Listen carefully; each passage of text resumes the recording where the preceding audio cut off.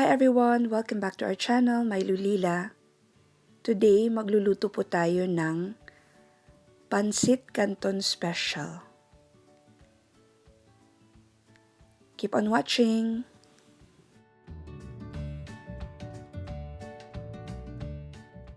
Ito po yung mga sangkap na kakailanganin natin.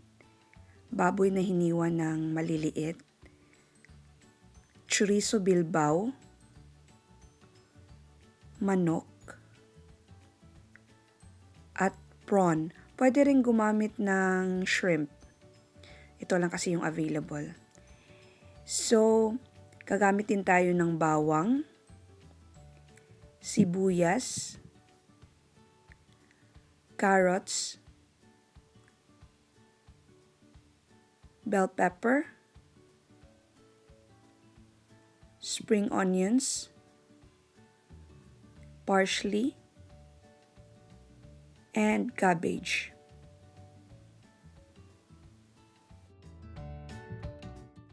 Gagamit din po tayo ng corn flour, ng cubes, chicken cubes, oyster sauce, soy sauce, ground black pepper, salt, cooking oil, and water.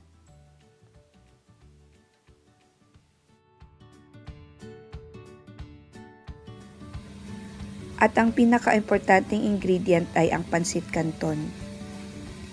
Ito ay special Pancit Canton. Galing pa po ito sa Cebu, my hometown. Gagamit din po tayo ng lemon slices or calamansi if meron. Magluto na po tayo. So, initin muna natin yung cooking pot. Pag mainit na po, pwede na pong ilagay yung karne ng baboy.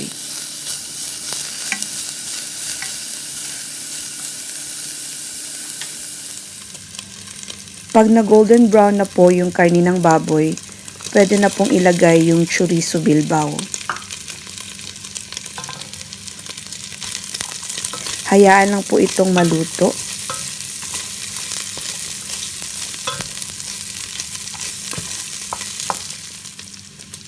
Isunod po nating ilagay yung chicken. Then, iset aside natin yung mga sahog sa isang side ng cooking pot.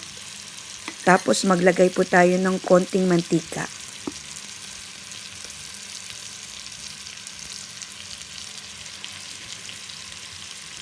At gisahin natin yung bawang.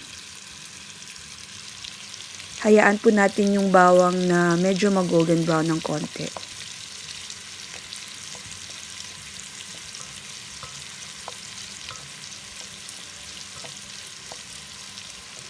Then, isunod po natin gisahin yung sibuyas.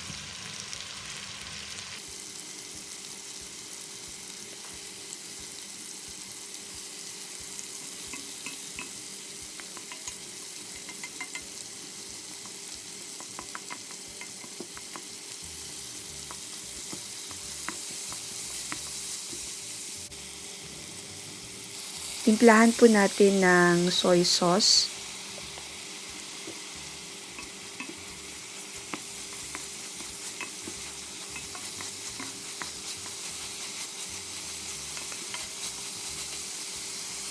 And lagyan ng tubig.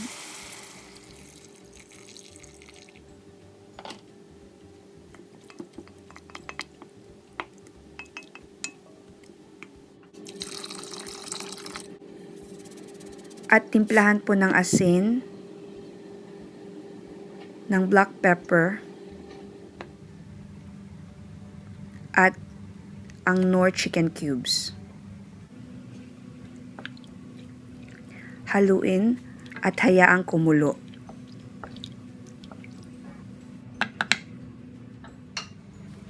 Pwede na po nating ilagay yung carrots.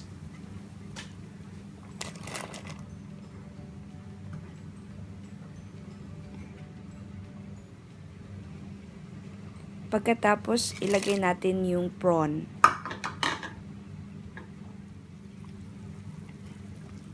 Hayaan kumulo ulit.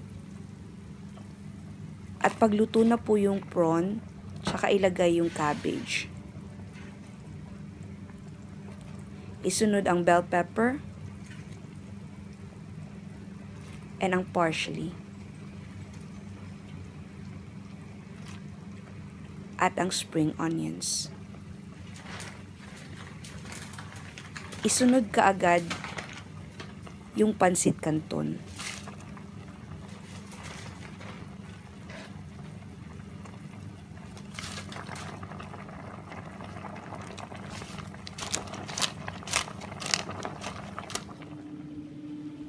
Sa isang tasa na may tubig, ihalo ang cornstarch. Lagyan ng oyster sauce.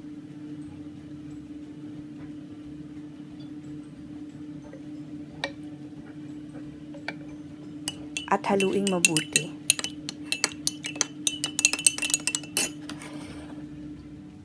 Pag medyo luto na po yung Pancit Canton, ilagay po yung cornstarch na may tubig at oyster sauce. Dahan-dahan lang po ang pagsistir until makikita mo na nag-thicken na yung sauce.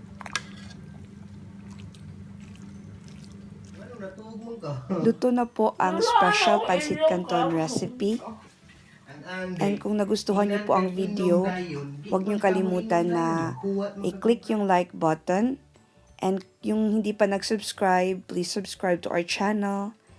And click on the notification bell din po para ma-notified po kayo sa aming next upload. Thank you! Bye!